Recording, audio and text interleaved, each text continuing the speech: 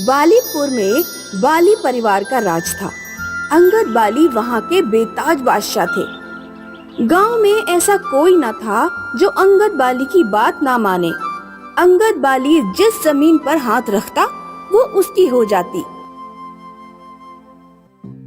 मथुरा राम, मुझे तेरी जमीन चाहिए। पर मालिक, ये जमीन तो मेरे जीने का सहारा है। वो सब मैं नहीं जानता। मुझे ये जमीन चाहिए तो चाहिए, किसी भी हालत में। मालिक, आपको ये जमीन बेच दूंगा तो मैं और मेरा परिवार क्या करेंगे? तुम लोग मेरी हवेली पे काम कर लेना। अब तुम सोच लो, तुम्हें जमीन चाहिए या परिवार? बेचारा मथुरा राम करता भी तो क्या करता। अपने परिवार की जिंदगी के लिए उसने अपनी जमीन अंगद बाली को बेच दी। मथुरा राम की तरह कई और गांव वालों ने भी अपनी जमीन अंगद बाली को बेच दी, वो भी बिना अपनी मर्जी के। और अब ये बेचारे किसान गांव छोड़कर शहरों में छोटे मोटे काम करने के लिए मजबूर हो चुके थे। मथुरा राम भी शहर आया था काम की तलाश में। यहाँ उसकी मुलाकात अपने भतीजों से हुई, पवन और किशन। दोनों दिखने में हट्टे कट्टे थे, दोनों शहर में काम किया करते थे। मथुरा राम ने रो रो कर उन दोनों को अपना दुखड़ा सुनाया। ये सुनकर पवन और किशन दोनों को अंगद बाली पर बहुत गुस्सा आया। चल किशन, हम उस अंगद बाली की अकल ठिकाने लगाते हैं। उसका वो हाल करेंगे कि गांव वालों के सामने नजर तक नहीं उठा पाएगा। उससे क्या होगा भैया? एक अंगद बाली जाएगा तो कोई और बाहुबली पैदा हो जाएगा। हम क्या सबको मार सकते हैं? पर उसने चाचा के परिवार का क्या हाल किया है? क्या उसे ऐसे ही छोड़ दें? नहीं, हरगिज नहीं। उसका अंजाम तो बुरा होगा ही, पर उसके साथ साथ हमें गांव वालों के मन में भी साहस भरना होगा। चाचा, कल हम आपके साथ गांव जाएंगे। नहीं बेटा नहीं, तुम लोग इस झमेले से जितना दूर रहो उतना ही अच्छा है। फिक्र मत कीजिए चाचा, अगर किशन ने कुछ सोचा है तो सब कुछ सही ही होगा। पवन को अपने छोटे भाई किशन की बुद्धि पर बड़ा भरोसा था। अगले दिन तीनों गांव लौटे। किशन और पवन के पिताजी की भी एक छोटी सी जमीन गांव में ही थी। जब अंगद बाली को पता चला कि किशन और पवन गांव आए हैं, तो उसने तुरंत दोनों के लिए बुलावा भेजा। वो दोनों उसके सामने खड़े थे। अच्छा, तुम दोनों गांव आ गए। मुझे तुम दोनों की जमीनें चाहिए। नहीं बाली जी, हम आपको ये जमीन नहीं दे सकते। पर क्यों? क्योंकि हमने अपनी जमीन पहले ही बेच दी है। कब और किसे बेची जमीन? वो एक बहुत बड़े बाबा हैं, पास के जंगलों में रहते हैं। हमने उन्हें अपनी जमीन बेची और बदले में हमें बहुत सारा सोना मिल गया। वो बाबा कमाल के हैं, जब चाहे जिसे चाहे सोने में तौल सकते हैं। हाँ, बाबा कमाल के हैं। मैं उस बाबा से मिलकर तुम्हारी जमीन ले लूंगा। अगर बाबा आपको जमीन दे दे तो उसमें हमें कोई आपत्ति नहीं है। ठीक है, कहाँ मिलेंगे वो बाबा? यही जंगल में। आप कहो तो कल मैं आपको उनसे मिलवा सकता हूँ। ठीक है, कल चलते हैं। किशन ने अपना दांव खेल लिया था। किशन की युक्ति से अंगद अनजान था। अगले दिन अंगद बाली, उसका एक सेवक और किशन दोनों जंगल में बाबा के ठिकाने पहुँचे।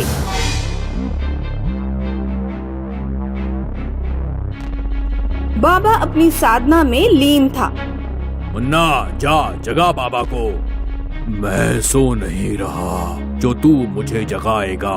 बोल अंगद, मैं तुझे सुन रहा हूँ। ये पहला इंसान था जिसने अंगद बाली को उसके नाम से पुकारा था। अपना नाम सुनकर अंगद बाली को गुस्सा आ रहा था। बाली जी, बाबा बहुत पहुँचे हुए हैं। सोचिए, उन्हें आपका नाम कैसे पता?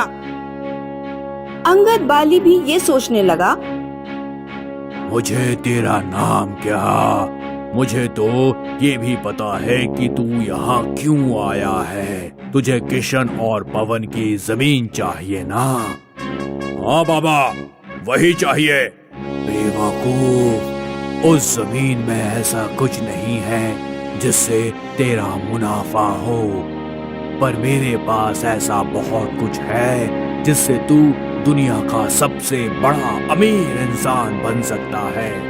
वो कैसे बाबा? मुझे मेरा आश्रम बढ़ाने के लिए बड़ी जमीन चाहिए। तू मुझे वो दे दे तो मैं तुझे जादुई कुदाल दे दूंगा। इस कुदाल से तू जहाँ भी खोदेगा वहाँ सोना ही सोना मिलेगा। सच में? मैं तेरी तरह झूठ नहीं बोलता अंगद। अब तेरी मर्जी, चाहे तो पवन और किशन की जमीन ले जा, या चाहे तो अपनी जमीन बेचकर जादुई कुदाल ले ले। पाली जी, जादुई कुदाल ले लीजिए। बाबा ने इस कुदाल से सोना निकालकर हमें दिया था। मैं कैसे मान लूं कि ये कुदाल जादुई कुदाल है? ये भी सही है। बाबा, आप पाली जी को एक डेमो दीजिए ना प्लीज। हाँ, सौदा देख परख कर ही करना चाहिए। बाबा ने वो जादुई कुदाल उठाई और पास की एक जमीन में खोद दिया, और खोदते ही वहाँ सोने के गहने मिले। देख ले अंगद, खुद अपनी आँखों से देख ले। सोना देखकर अंगद बाली के मन में लालच आ गया। अब बता, जमीन देगा? हाँ हाँ दूंगा, हाँ। तुरंत बाबा ने कुछ कागजात अंगद बाली के हाथ में थमा दिए। साइन कर, पढ़ तो लूं। जितनी जमीन तू मुझे देगा उससे कई ज्यादा मूल्यवान चीज दे रहा हूँ तुझे। जी बाबा। अंगद बाली ने बिना कुछ पढ़े उन पेपर पर साइन कर दिया। बाबा ने वो जादुई कुदाल अंगद बाली को थमा दी। अंगद बाली खुशी खुशी उस कुदाल को अपने साथ ले गया। यहाँ अंगद बाली के जाते ही बाबा ने अपनी दाढ़ी निकाली और किशन के साथ हंसने लगा। अरे तेरा प्लान तो काम कर गया किशन। हाँ, करेगा ही ना। अब कल जाकर इस अंगद बाली को अच्छे से सबक सिखाएंगे। अगले दिन किशन और पवन ने गांव वालों को उनकी जमीन लौटा दी और फिर सारे के सारे अंगद बाली के घर पहुँचे। तुम लोग यहाँ क्या कर रहे हो? ये मेरा घर है, कब्जा लेने आया हूँ। सुबह सुबह नशा करके आए हो क्या? मुन्ना, इन सबको बाहर निकाल। जैसे ही मुन्ना पवन और किशन की ओर बढ़ा, पवन ने एक घूंसे में मुन्ना को धूल चटा दी।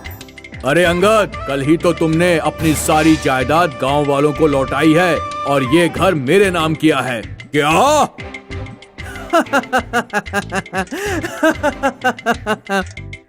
भूल गया क्या अंगद? जादुई कुदाल। बाबा, वो बाबा मेरे भाई पवन ही तो था।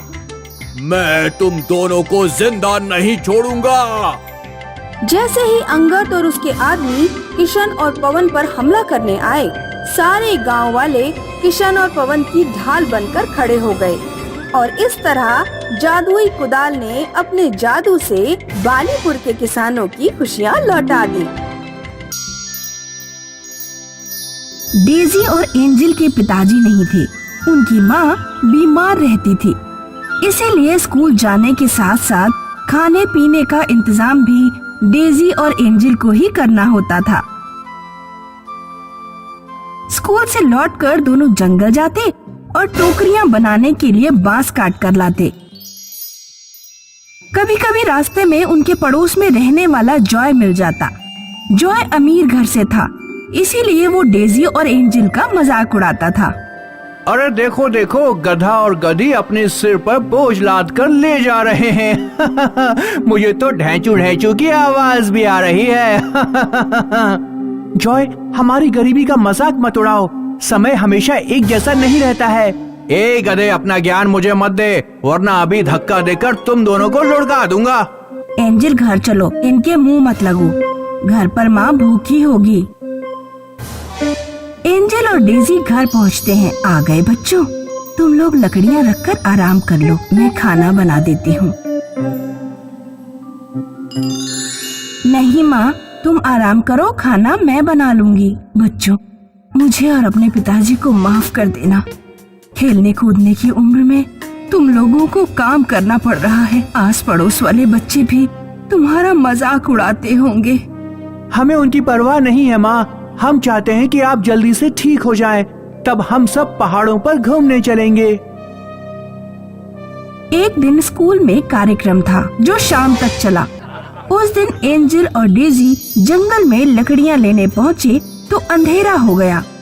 बांस काटते समय उन्हें पेड़ पर एक उल्लू बैठा दिखाई दिया। मुझे भूख लगी है, क्या तुम्हारे पास कुछ ऐसा है जिसे मैं खा सकूं? ये उल्लू तो इंसानों की भाषा बोल रहा है। हाँ, मैं इंसानों की भाषा बोल सकता हूँ। एंजल की जेब में कुछ मूंगफलियाँ थीं। उसने वो मूंगफलियाँ उल्लू को खाने को दे दी। उस दिन के बाद से डेजी और एंजल को वो उल्लू अक्सर मिलने लगा। उन दोनों की उल्लू से दोस्ती हो गई। क्या मैं तुम्हारे साथ तुम्हारे घर चलूं? नहीं, माँ तुम्हें देखकर डर जाएंगी। वैसे भी माँ कहती है कि उल्लू को पालना शुभ नहीं माना जाता। तुम मुझे अपने घर लेकर तो चलो, तभी तो पता लगेगा कि मैं शुभ हूँ या अशुभ। डेजी और एंजल उल्लू को अपने घर ले गए और अपनी माँ से छुपाकर एक बड़ी पेटी में बंद कर दिया। वो एक जादूगर के घर से भागा हुआ जादुई उल्लू था। रात में जब सब लोग सो गए तो उल्लू पेटी से बाहर निकल आया और घर के हालात देखने लगा। माँ बीमार है, घर में खाने पीने को नहीं है, सारा सामान पुराना है, ये सारी चीजें ठीक करनी होंगी। उल्लू ने जादू से माँ को स्वस्थ कर दिया और घर को नए सामान और खाने पीने की चीजों से भर दिया। सुबह जब माँ सोकर उठी तो उसे अपना घर पहचान में नहीं आ रहा था। एंजल, डेजी, उठो, लगता है हम किसी और के घर में आ गए हैं। अरे इतने सारे फल और मिठाई कहाँ से आए? और हमारे घर में फ्रिज, टीवी, वॉशिंग मशीन, इतना सारा सामान कहाँ से आया? डेजी और एंजल ने जिंदगी में पहली बार पेट भर के खाना खाया और टीवी पर फिल्म भी देखी। आज मैं बहुत स्वस्थ महसूस कर रही हूँ। ऐसा लग रहा है जैसे किसी ने जादू कर दिया हो। फिल्म देखने के बाद एंजल और डेजी को उल्लू की याद आई। उन्होंने तुरंत उल्लू को पेटी से बाहर निकाला। उल्लू दोस्त, ये सब जरूर तुमने किया है। हाँ, मैं एक जादुई उल्लू हूँ। जादूगर लुसेटा ने मुझे अपने पास कैद करके रखा था। वो मुझसे बुरे काम कराना चाहता था, इसलिए मैं उसके पास से भाग निकला। उसी समय पड़ोस वाले जॉय की माँ एंजल और डेजी के घर आई। एंजल और डेजी, जॉय कहीं गायब हो गया है। क्या तुम लोगों ने उसे देखा? नहीं, हमने उसे नहीं देखा। जॉय के साथ गांव के और बच्चे भी गायब हुए हैं। सारे लोग पुलिस के पास जा रहे हैं। पता नहीं कौन गांव के बच्चों को गायब कर रहा है। ये जरूर जादूगर लुसेटा का काम लगता है। वो गांव के नादान बच्चों को गुलाम बनाकर उनसे मनचाहा काम करवाना चाहता है। हमें गांव के बच्चों को जादूगर की कैद से छुड़ाना होगा। एंजल और डेजी उल्लू के पीछे जादूगर लुसेंटा की गुफा तक पहुँचे।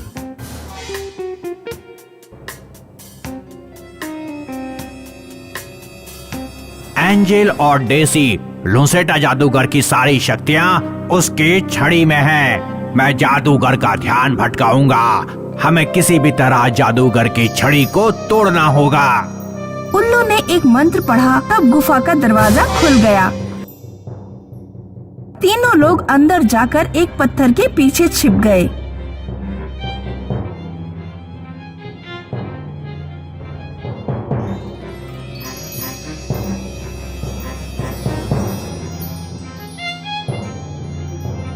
हमें छोड़ दो प्लीज, मुझे बहुत तेज सुसु आ रही है और यहाँ टॉयलेट भी नहीं है। हमें छोड़ दो प्लीज। अपनी सुसु पर कंट्रोल कर लड़के। मैंने तुम लोगों को किसी उद्देश्य से पकड़ा है। मैं तुम्हें अपनी जादू से सम्मोहित करके शहर भेजूंगा और बैंकों से पैसे चोरी करवाऊंगा। तभी उल्लू जादूगर के पास पहुंच गया। मैं तुम्हें तुम्हारे उद्देश्य में सफल नहीं होने दूंगा। ओहो मेरे प्यारे दोस्त उल्लू, आखिर तुम वापस आ ही गए, लेकिन अब मैं तुम्हें जिंदा नहीं छोड़ूंगा। जादूगर अपनी छड़ी से उल्लू को मारना चाहता था, लेकिन उससे पहले ही एंजल और डेजी चुपके से जादूगर के पीछे पहुंच चुके थे। उन्होंने जादूगर के हाथ पकड़ लिए और उल्लू अपनी चोट से जादूगर की छड़ी छीन कर ले गया। उसने जमीन पर छड़ी पटक कर तोड़ डाली। छड़ी के टूटते ही जादूगर बेहोश होकर गिर गया। मुझे माफ कर देना एंजल और डेजी, मैं तुम लोगों का मजाक उड़ाता था, लेकिन फिर भी तुम लोगों ने मेरी जान बचाई। तुमने ठीक कहा था, समय हमेशा एक जैसा नहीं रहता। मैं अपने व्यवहार पर बहुत शर्मिंदा हूँ। ये जानकर हमें बड़ी खुशी हुई कि तुम्हें अपने किए पर अफसोस है। आगे से सभी के साथ सम्मान और प्यार से पेश आना। अब चलो इस जादूगर को उठाते हैं। सारे लोगों ने मिलकर जादूगर को उठाया और पुलिस के पास ले गए।